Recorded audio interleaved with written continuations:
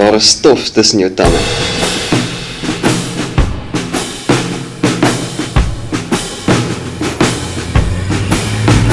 Die helder son laat jou irisse toetrek deur die grootte van 'n speldkop. V8's raas, petrol en diesel walms vul jou neusgate en die dorre aarde bewe onder jou voete.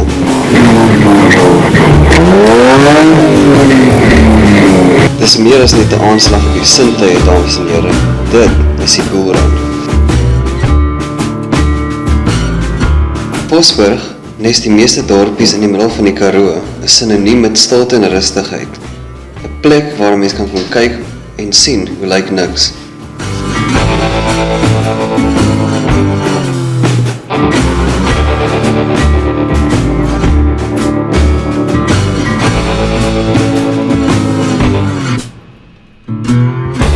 Maar vir 4 dae in Oktober, van donderdag die 2de tot sondag die 5de, raak die plek 'n muurnes.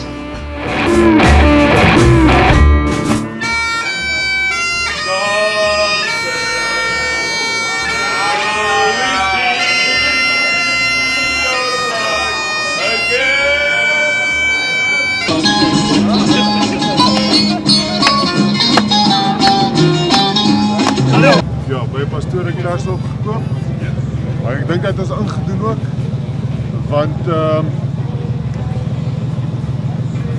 ons het 9.000 betaal vir ons eintlik 7 betaal het, want ons moes hier by die propshop gevang.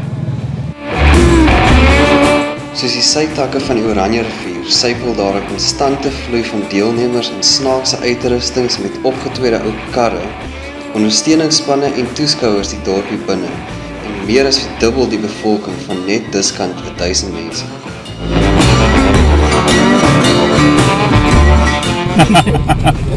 Bosburg wegry Boelrand 2014, 1983 200 Mercedes.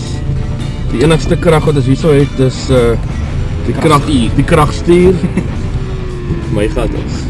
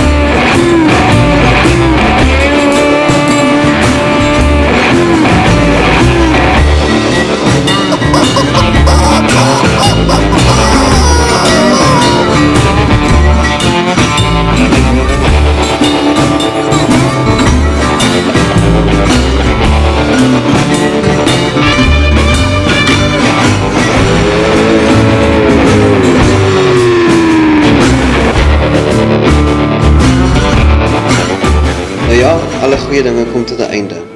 Al wat ek kan sê, as jy nie daar was nie, het jy uitgemis. Meer as dit, kan ons nie verklap nie.